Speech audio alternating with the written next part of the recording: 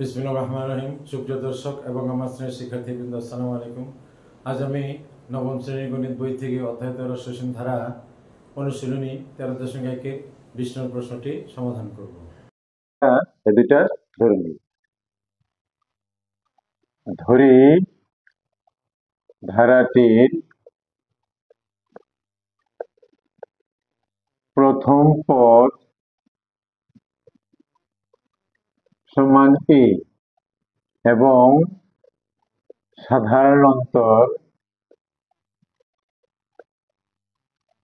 সাধারণ অন্তর সমান d। আমরা জানি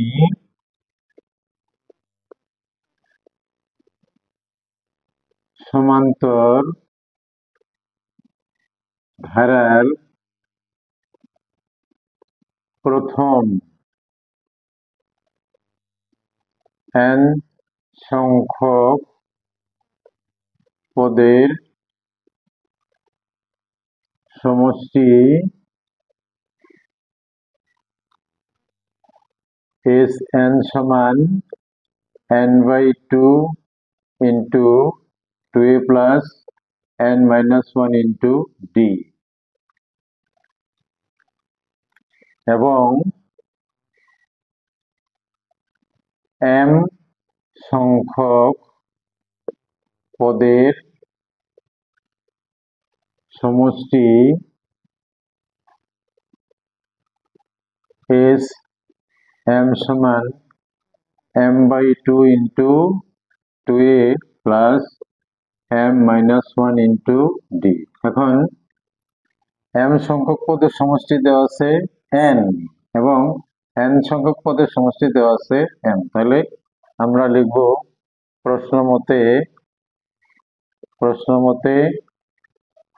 m/2 into 2a plus m-1 into d, এটা হবে n, এটা সমীকরণ দেব 1 এবং n সংখ্যক পদের সমষ্টি n/2 into 2a plus n-1 into d, এটা দিব m, এটা দিব 2 নং সমীকরণ। এখন 1 নং হতে পাই 1 নং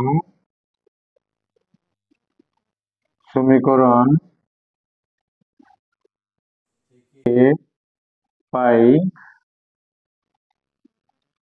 তাহলে m/2 দ্বারা ভাগ করে দিব, তাহলে 2n এর সাথে গুণ হবে, m দ্বারা ভাগ হবে, তাহলে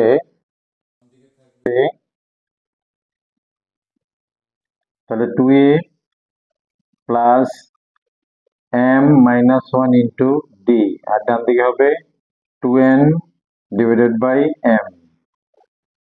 2 নং সমীকরণ থেকে পাই 2 নং সমীকরণ থেকে পাই, তাহলে এখানে হবে, তাহলে 2 দ্বারা m এর সাথে গুণ হবে, n দ্বারা ভাগ হবে, তাহলে হবে 2a plus n-1 into d, আর এদিকে হবে 2m divided by n। এখন এটা আমরা বিয়োগ করব, তাহলে লিখব বিয়োগ করে, তাহলে চিহ্ন পরিবর্তন হবে, এখন 2a থেকে 2a বিয়োগ যাবে, তাহলে m-1 into d মাইনাস হবে n-1 into d, আর এদিকে 2n divided by m minus 2m divided by n হবে। এখন বাম দিকে d কমন যায়, তাহলে d কমন নিলে হবে m-1, আর এখানে হবে মাইনাস, আর এখানে মাইনাস n প্লাসে মাইনাসে মাইনাসে প্লাস 1, আর এদিকে লসাগু হবে mn, তাহলে m ভাগ হয়ে যাবে, n থাকবে 2n স্কোয়ার, n ভাগ হয়ে যাবে, থাকবে m দ্বারা 2m কে গুণ করলে হবে 2m স্কোয়ার। এবার বাম দিকে +1 -1 বিয়োগ হয়ে যাবে, তাহলে থাকবে d into m-n, আর ডান দিকে এখানে আমরা -2 কমন নেব, -2 কমন নিলে এখানে m স্কোয়ারটা সামনে আসবে আর n স্কোয়ারটা পিছনে যাবে, আর এখানে হবে ডিভাইডেড বাই এম এন। যেহেতু এখানে এম আগে আছে তাহলে এখানে এন আগে থাকলো।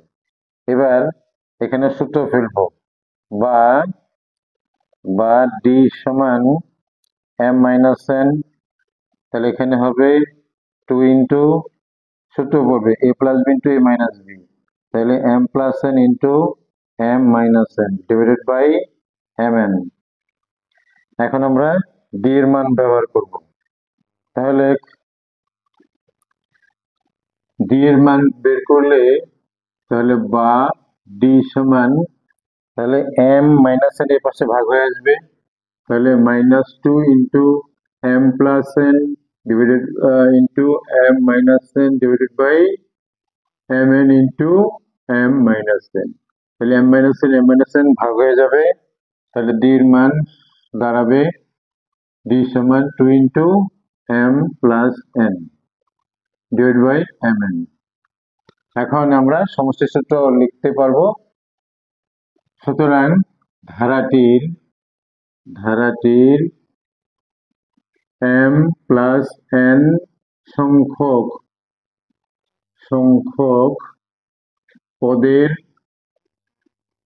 পদের সমষ্টি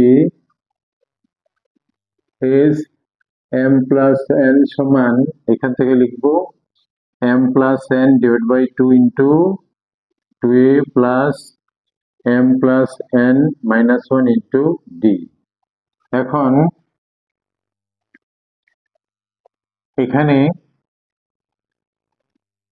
m plus N divide by 2 কে লেখা যায় m divide by 2 plus n divide by 2। এটা ব্র্যাকেটের মধ্যে রাখবো, পুরোটার সাথে গুণ হবে 2a plus m plus n minus 1 into D.